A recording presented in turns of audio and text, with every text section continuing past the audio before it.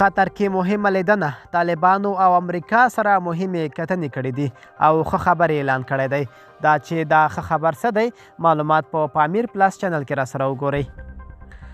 د افغانستان د نوي حکومت استازي د بهرنیو چارو وزیر تللی دی او دوحې ته او هلته یې د مخکې پلان شوي پروګرام له لوري ډېرې مهمې لیدنې کتنې ترسره کړې دي.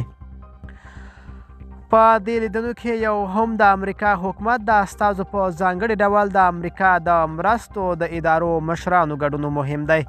ویل کېږي چې په دې لیدنه کې به د امریکا افغانستان د نوي حکومت سره د مرستو ترڅنګ په کابل کې د سفارت د پرانیستلو خبرې هم کړې دي.